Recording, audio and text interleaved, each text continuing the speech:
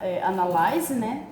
E aí você vai vir aqui no modelo linear geral, será se dá para traduzir assim. Por quê? Porque a gente vai fazer uma análise de medidas repetidas. Lembra que a gente conversou aquela vez de análise de medidas repetidas? Todo mundo sabe, né? O que seria análise de medidas repetidas. Não.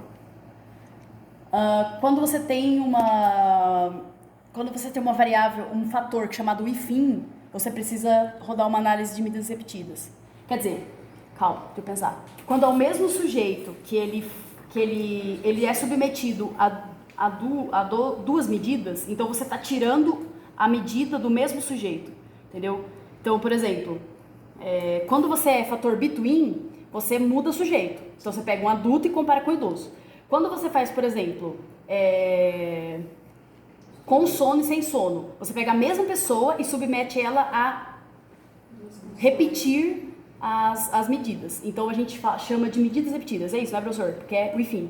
Então, pensa, sempre no seu experimento, é a mesma pessoa fazendo duas condições diferentes. Então, se eu fizer o só between, não tem essa parte de medidas repetidas? Você vai fazer uma univariada, uma nova one way, que a gente chama. Porque é um fator, idoso versus adulto.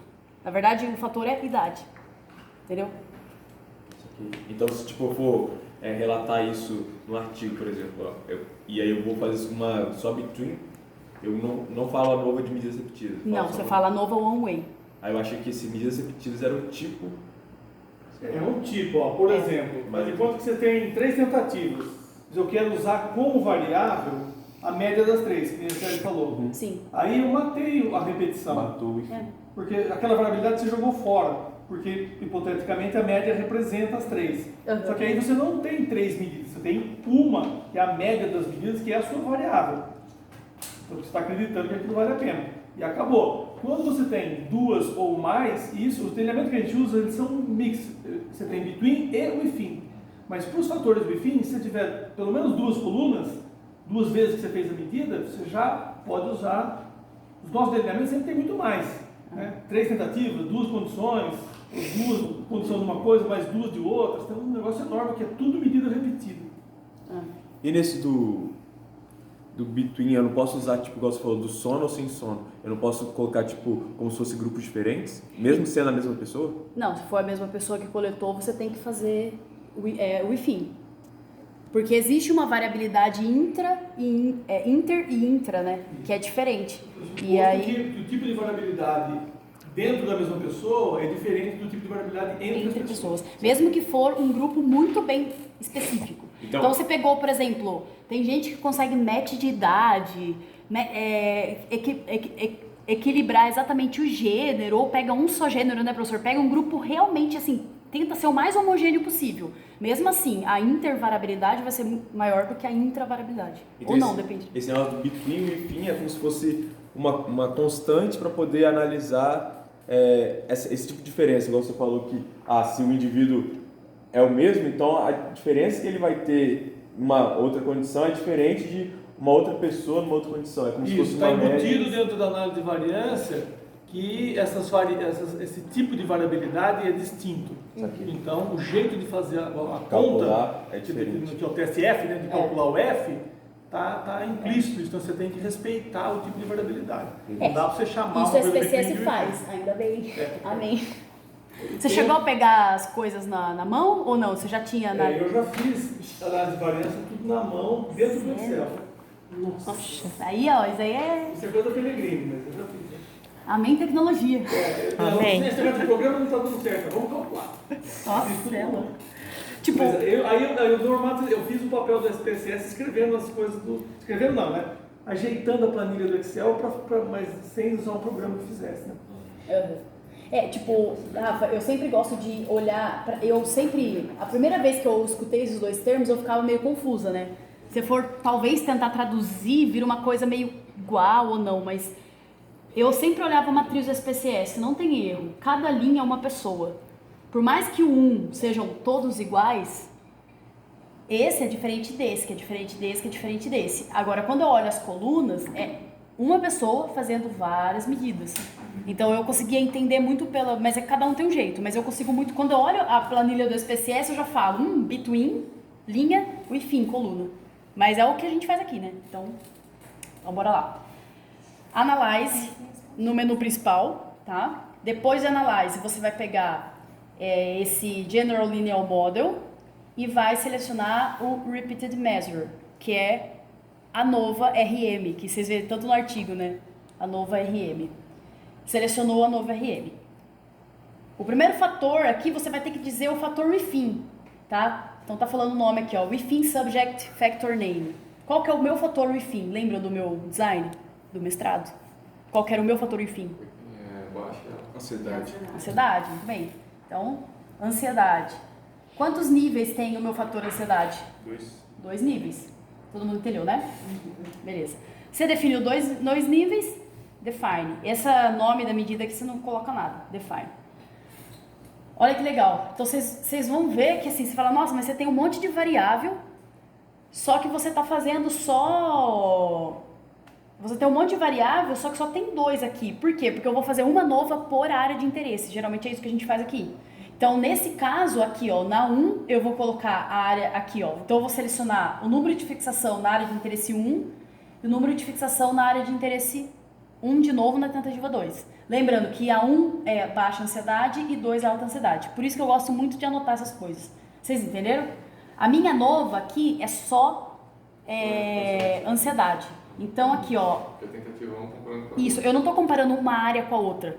Área de interesse com a outra área de interesse. Não é isso. Eu estou fazendo baixa ansiedade versus alta ansiedade. Então, só vai ter 2 aqui. Tá? Então, uma vez que eu selecionei as 2 variáveis dependentes, que é o within subject, eu aperto nessa setinha e ela entra por aqui. Ótimo. Eu sempre anoto 1 significa baixa ansiedade, 2 alta ansiedade. Porque lá depois, no output, vai aparecer só 1. Não vai aparecer low anxiety, entendeu? E aí eu tenho que saber que 1 é low anxiety, entendeu? A gente tem fator between no meu estudo? Tem o baixo alto investidor. Não, mas lembra que eu coloquei lá no... Eu coloquei 1 e 2 no grupo? Aqui, ó. Groups, experiente novato. Eu coloquei lá para o SPSS, tá? Então esse groups é o between. Então o que eu venho? Eu seleciono ele, between, certo? Então aqui nessa análise medidas repetidas. Tá. Aqui, então eu tenho o quê? O between subject e o within subject. Então, como o professor falou, é uma análise mista. Eu vou mexer tanto aqui quanto aqui, certo? Depois disso, tem alguns detalhes que eu vou passar aqui para vocês. Qualquer dúvida, vocês me falam. Ó, opções, depois que eu fiz isso, opções. Aí, eu vou vir aqui dizer para ele quais os efeitos que ele vão me dar, os testes estatísticos que ele vão me dar. Então, vocês conseguem ver aqui que tem o que a gente chama de efeito principal de grupo, efeito principal de ansiedade e interação entre fatores. Isso é um termo bem usual na nossa área, a gente sempre fala aqui, né, quando vai, houve um efeito principal de grupo, efeito principal disso, efeito principal daquilo. É exatamente isso, aqui você está mandando o software fazer isso. Então você está falando para ele, ó, veja qual é o efeito do grupo, independentemente da condição, veja qual é o efeito da ansiedade, independentemente do grupo, e veja uma interação entre fatores. Tá? Então você seleciona tudo e manda para lá. Compara as médias. Esse tipo de protocolo a gente vai seguindo. O Paulo foi me ensinando e eu fui aprendendo. Aí exatamente o que significa uma coisa ou outra aí a gente não sabe. Brincadeira. A gente sempre utiliza o ajuste, né, de confiança de Bonferroni. E aqui o que eu seleciono. É bastante rigoroso, por isso que ele escolhe. Na nossa área, né? É difícil de encontrar diferença quando você usa o Bonferroni. Sim. Análise estatística descritiva. O que é uma estatística descritiva? Média, geralmente ele dá erro padrão. Mas por exemplo, o N, que é a amostra, o sample size, e média e erro padrão. Tá? Por que você usa a estatística descritiva? É bom você ter, para você realmente ver que está certo. Por exemplo, se você colocar, depois que sair a estatística descritiva do Excel, você pegar e lá do SPSS, se você comparar com sua média do Excel, tem que dar a mesma média. Então, isso é bom. E também para plotar gráfico eu gosto. Geralmente a gente pede para olhar o effect size, observed power e o teste de homogeneidade. São geralmente as coisas que a gente mais olha, né? Olha que legal. Lembra que... Esse daí vai ser pra Bia. Bia, quando você tivesse... Peraí. Semana passada ela perguntou. Lembra que eu falei que o alfa, você delimita o seu sarrafo. Você está dizendo aqui, ó, o nível de significância é o valor de alfa. Você está dizendo no programa que o valor de alfa é 0,05. Ou seja, Intervalo de confiança de 95%. O P é estimado, o programa me dá. Então o P não tem como eu falar que o P vai ser 0,05, o alfa vai ser. Agora o P, cada variável tem o seu, né? Porque o alfa é o mesmo para todos, cada variável vai ter um P, e é o P que você vai analisar, tá? Então quando você tem trabalhos que usam ponto 001, então, e aí vai, nossa área é 0,05, tá? Hoje, Oi. normalmente quando aparece lá o P e tem o valor, o programa ele não tipo deixa em negrito falando, esse aqui alcançou. Qual que é a diferença então que faz eu colocar 0,5 aí ou qualquer coisa se eu vou olhar pro P e eu já vou ter na cabeça qual que é o alfa que eu vou usar? Então, isso daqui é o seu... No sarrafo. É o seu sarrafo. Mas para que eu coloco aí? Tipo, isso interfere no resultado que vai aparecer depois? Sim. Evidente, isso é a coisa mais importante. Porque... Fala, professor. Não, a ideia é a seguinte, o que ele vai acontecer? Quando ele fizer a conta, ele vai olhar se esse valor cabe dentro dos 5%. Ou 0,05, é isso. Então a ideia de probabilidade, eu costumo contar a história da probabilidade. O que é esse valor de P? Você pensa sempre assim, eu acho que é pedagógico. Se eu refizer, esse valor vem dos seus dados. Se eu refizer esse estudo 100 vezes, qual que é a chance de dar o mesmo resultado de diferença? E a probabilidade desses números indica, se esse valor for até 5%, eu aceito como valor de efeito significativo. Se for maior do que isso, não vou aceitar. Porque está muito variável. Cada hora eu recebo um negócio, tá vendo? Então eu estou achando que 6%, 7%, 8%, 10%, 15% não deu o mesmo resultado, então está muito ruim. Eu estou dizendo que eu quero pelo menos 5% das vezes, né? Ou seja, 95% das vezes que dê a mesma coisa. Ou aceito até 5% e que a resposta seja diferente. Se eu estou comparando dois grupos, por exemplo, e o valor deles vai me dar ou não uma diferença. Então, essa diferença que vai dar, se eu fizer 100 vezes, a chance que eu tenho é essa. Por isso que eu vou aceitar um valor de 5%. Agora, se eu tiver aqui, por exemplo, mexendo no seu neurônio, numa cirurgia, você acha que 5% de erro no seu neurônio está bom? No seu cérebro? Mas a questão que eu falei não foi aí isso. Você tem que usar 0,1%. 0,01%. Essa parte eu já sabia que você tinha que explicar. Depende do problema. A gente aceita 5% na tipo, área. o que muda eu colocar aquilo ali, se tipo o resultado já vai sair? Eu posso olhar 0,05? Não, o resultado vai sair por causa desse valor. Então, é que assim, o P, o valor de alfa influencia no cálculo do P. O P, na verdade, ele é, por exemplo, influencia tamanho da amostra, influencia a variância, lógico, mas influencia também, por exemplo, tem um dado que chama de, calma que eu vou tentar achar aqui, mas é o beta, que é...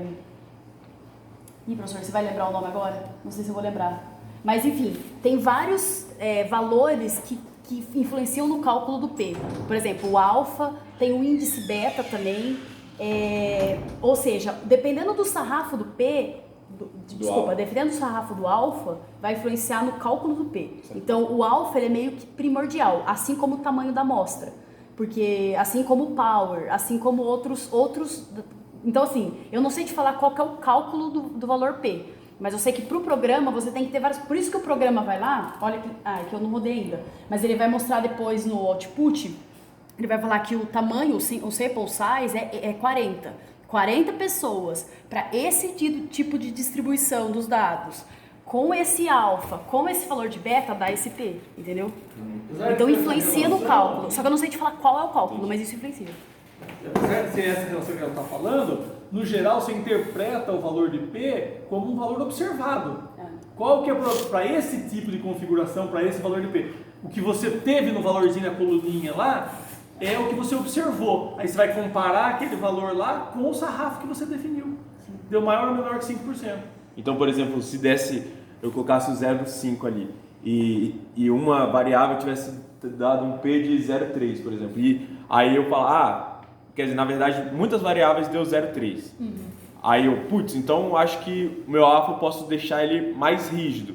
E se eu colocasse 0,1? Não, isso daí não. 0,3 não ia... Em princípio, você tem que fazer essa decisão antes.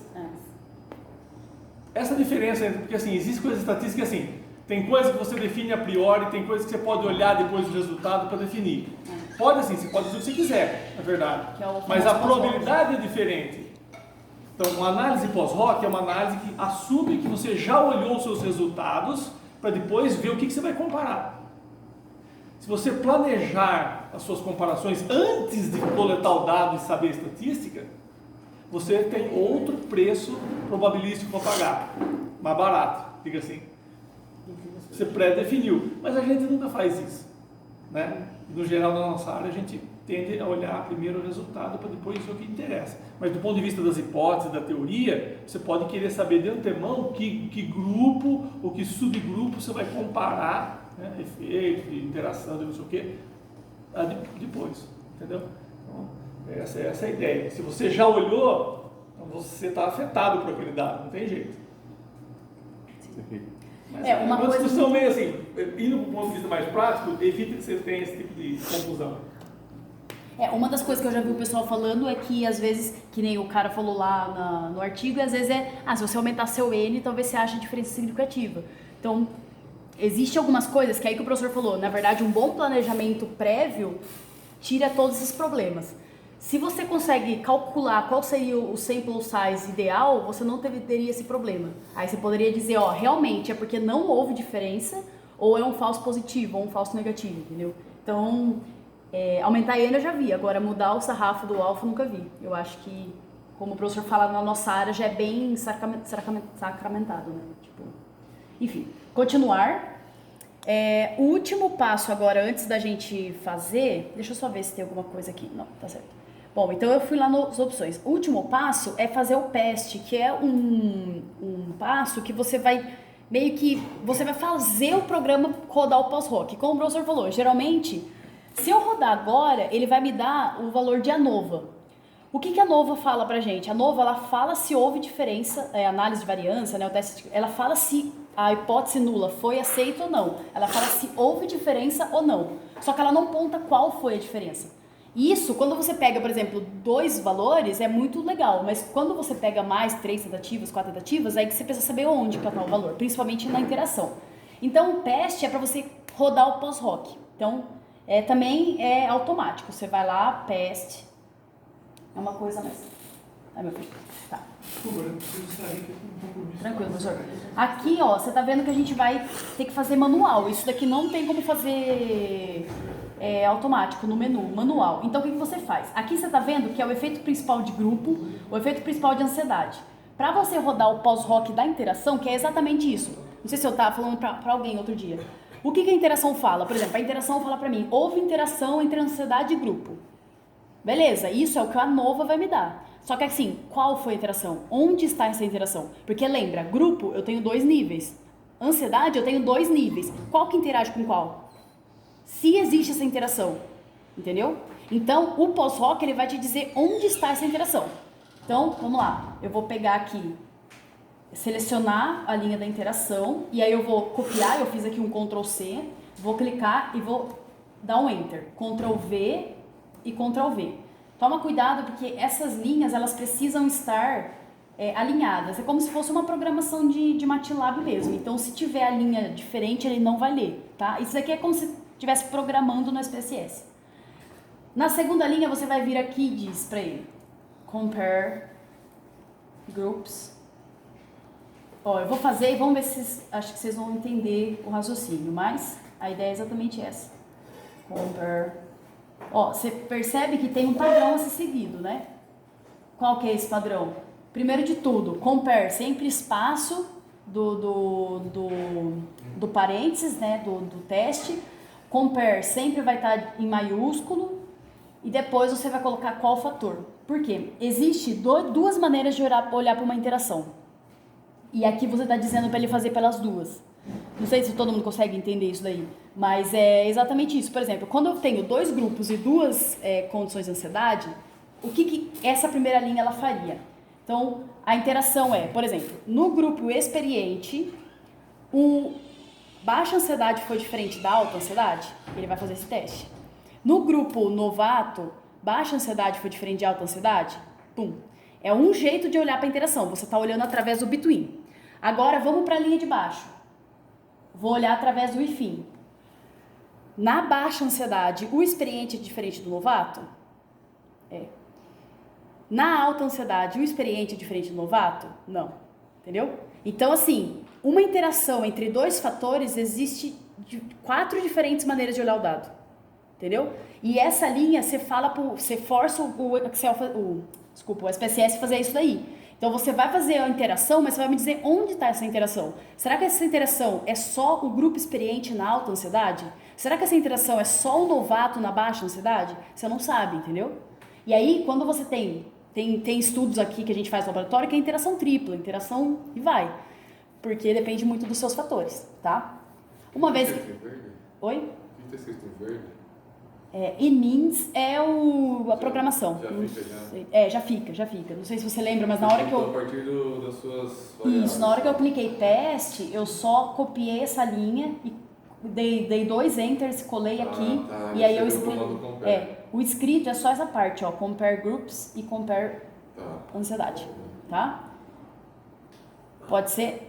E sempre lembra, ó, o mesmo jeito que você escreveu, do mesmo jeito, minúsculo, com os mesmos, se você escrever em inglês desde o começo, até o final em inglês, se for em português, vai tudo em português. É muito mais fácil, eu acho. Certo?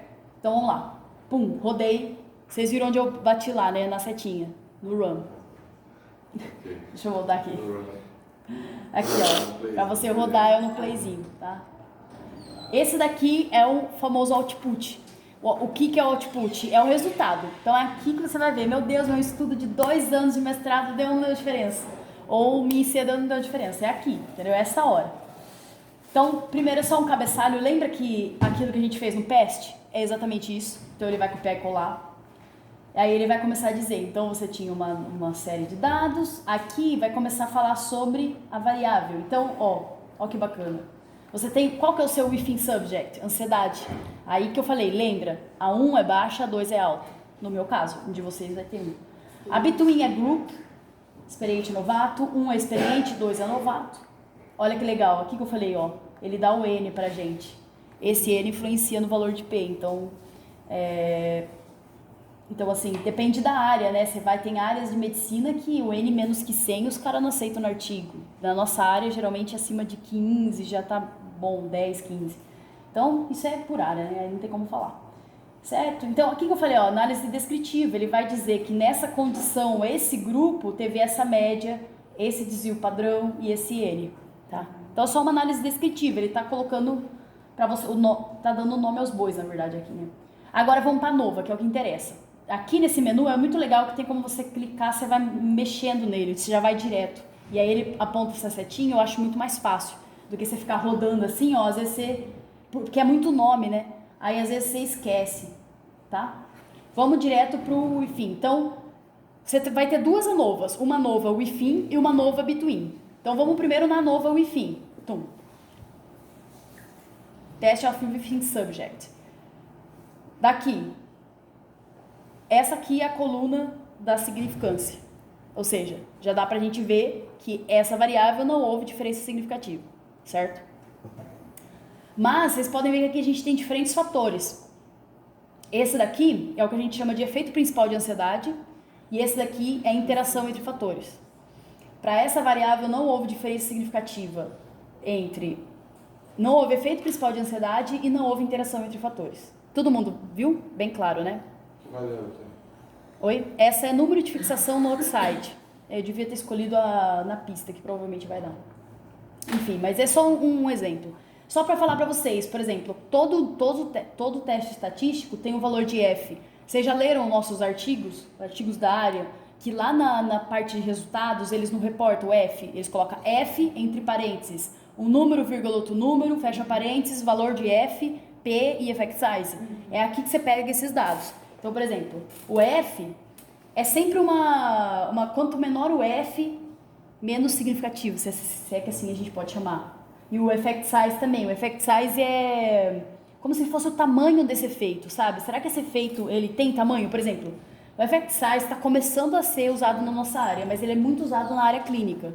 Então, por exemplo, porque na área clínica, às vezes, o cara está, sei lá, testando um medicamento e não deu diferença significativa. Só que quando o cara põe na prática, tem um efeito nítido, notório. Às vezes a diferença significativa é exatamente por causa disso, por causa de N, por causa disso.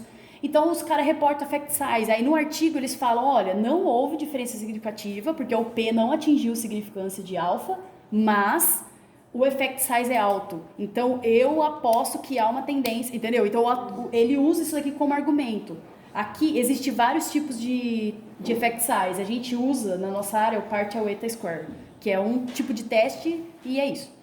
Não muda, por exemplo, de acordo com normalidade do dado, não. É sempre o mesmo. Observed power também tem a ver com effect size, tem a ver com P. Mas assim, no seu artigo, o que você vai precisar reportar? O valor de P. Porque se um estatístico pega o seu artigo, ele vai olhar e falar assim, quase deu diferença significativa, olha esses valores estatísticos. Entendeu? Geralmente, a gente reporta na área, e é cada um, tá? Deu para entender?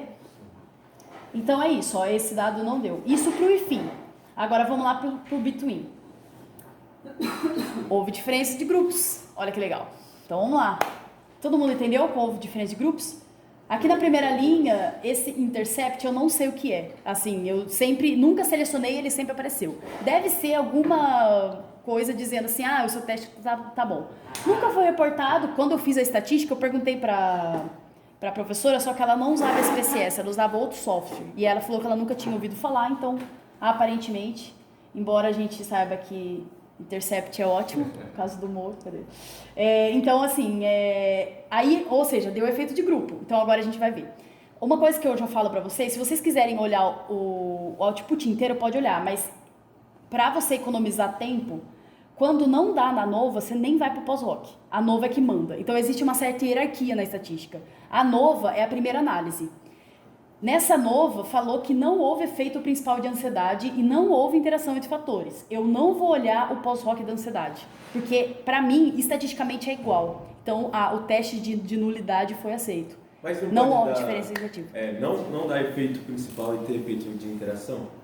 A interação também é um efeito principal. A interação não é um pós-hoc. Porque o pós-hoc, assim, tá vendo que a interação anxiety versus group tá aqui no ANOVA. Entendi. Porque assim, eu gosto sempre de olhar os testes pensando na pergunta. A ANOVA, a pergunta que ela faz é assim, tem ou não tem diferença significativa?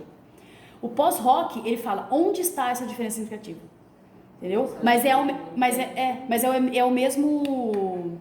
É a mesma comparação, é uma interação ou é efeito de ansiedade, mas a diferença é a pergunta. Então, por exemplo, nesse caso, a gente sabe que há diferença significativa de grupos, mas eu não sei onde está essa diferença, qual é essa diferença. Aí eu vou lá no pós-hoc olhar. Mas, por exemplo, nesse caso eu estou falando, não houve diferença significativa de ansiedade. Então eu nem vou para o pós-hoc, porque existe essa hierarquia. Se a ANOVA não mostra, você não pode relatar o pós-hoc no artigo. E isso é considerado errado, estatisticamente. Se você colocar lá, porque no artigo a gente segue uma sequência na hora dos resultados, né? Você coloca, para a variável tal, a ANOVA não revelou o efeito principal. Se lá embaixo você colocar, os testes pós-hoc mostrarem, pode indicar uma tendência. Estatisticamente está errado quem lê, porque existe essa hierarquia. Pensando na direção, né, do contagiante. A gente não encontrou em número de fixação. Sim. Diferença. Sim. Mas aí a regressão ela mostrou... Não, isso é diferente. Isso é outro teste estatístico, porque esse pós-hoc que eu tô querendo dizer é um pós-hoc da ANOVA. Não sei se deu para entender. Porque assim, a ANOVA é um teste estatístico, regressão linear é outro. Só que a ANOVA, por ela não me falar em qual nível tá a diferença, existe um pós-hoc dela, entendeu? É que assim, é um pouco diferente os nomes, porque assim, o que significa pós-hoc? É sempre pós-análise principal. A análise principal é sempre a ANOVA, ou comparação das médias, ou... Todo teste que for depois Todo teste que for depois é chamado pós-hoc. E aí, geralmente, a regressão linear, a correlação, você faz pós-análise. Então, é um pós-hoc, mas é um, tipo assim, você não depende da ANOVA para fazer a regressão linear, entendeu? Só que ela é também chamada de pós-hoc. É isso que eu entendo quando eu vejo, até porque, aqui vocês vão ver, eu acho assim, o SPSS ele é muito claro se você prestar atenção. Aqui tá tendo uma sequência, tá vendo que quando você chega no pós-hoc, ele vai tipo um sub-heading, sabe? Tipo 1, aí chega aqui é 1.1, aí 1.1, 1.1.1, aí tipo, porque isso, ele não é uma outra análise, ele não é um outro teste estatístico. Ele vem agora, vai fazer um pós-hoc. Então, por exemplo, você tem a nova principal de Within. Aí ele chega aqui e faz, ó, Anxiety. Ele é um pós-hoc da nova principal, entendeu? Ele é tipo uma arvorezinha, sabe? Ele não, porque se você fizesse uma regressão linear, ela ia aparecer nesse nível aqui, ó. Mas por que você faz isso então depois, não? O pós-hoc é para indicar onde está a diferença, qual é essa diferença. Ou Porque, só por fala exemplo... se tem ou não tem, ela não... por exemplo, houve diferença entre grupos. Tá, eu tenho 2 grupos. Qual é maior que qual? A nova vai me falar. A pós-hoc vai me falar. Então, você vem aqui no pós-hoc groups. Aí você vê, ó, você vê que tá o mesmo P, ponto 0,027. E aí você olha, o novato realizou muito mais número de fixações no outside do que o experiente. Nem lembrava disso. Bom, não foi a análise final do meu, então eu nem vou saber mais os resultados disso, mas... Isso daí já é o pós-hoc da nova. Esse é o pós-hoc da nova. E cadê só aquela primeira que você fala que não, que mostra que tem diferença e não, só que não mostra onde? Aqui, ó, o between. Ó, ele fala assim, para o efeito grupo... Ah, entendi. Ele só fala, ó, esse a diferença entre grupos é 0,0. É que assim, nesse caso é um pouco intuitivo. Por exemplo, ele fala aqui, ó, que para o efeito grupo é diferença. Se você for lá na análise descritiva, se for meio esperto, se for lá na análise descritiva, você pega aqui, ó. Você pega, tá vendo, ó, esse experiente com esse experiente é muito menor do que esse novato por esse novato. Você olha, você pode dizer, bom, o novato é maior. Só que o pós-hoc, ele faz isso com mais detalhes. Por quê? Porque ele pega para esse efeito só e faz a média. Por exemplo, essa média aqui não é a média lá que vai ser, não é a mesma média que vai apresentar. Por exemplo, ó, essa daqui é descritivo total. Quando eu vou lá no pós-hoc do grupo, olha a média, 3,10. Não é aquela média, entendeu? Então é uma média diferente. E é o mesmo dado, vocês entenderam o que eu quis dizer, mas enfim, eu acho que vocês entenderam. Mas aí aqui ele vai dizer pra você, quando tá assim é mais intuitivo, mas vamos supor que você tem 3 grupos, novato, intermediário, experiente. E aí houve um efeito principal de grupo. Quem que é diferente de quem? Quem é maior que quem? Entendeu? Porque não é uma interação, é só um fator, é fator grupo. Não é grupo com ansiedade, é só grupo. Só que entre o grupo tem 3 níveis. E aí qual que é qual? Entendeu? Então, nesse caso, o pós-hoc ele serve para isso. O pós-hoc ele vai dizer onde está a diferença, qual é a diferença, o que é maior que o que. E aí, lá no artigo, geralmente a gente reporta já isso. A Paula, principalmente, ela gosta muito desse tipo de objetividade. Quando você vai escrever, você não coloca assim, nesse caso, vamos supor, vou tentar interpretar esse dado para vocês. Se eu fosse escrever no artigo, eu ia falar que para a variável número total de fixações na área outside, houve um efeito principal de grupo, ponto. Aí eu coloco lá os dados estatísticos, ponto. Os motoristas novatos mostraram maior número total de durações, de fixações na área de interesse outside em comparação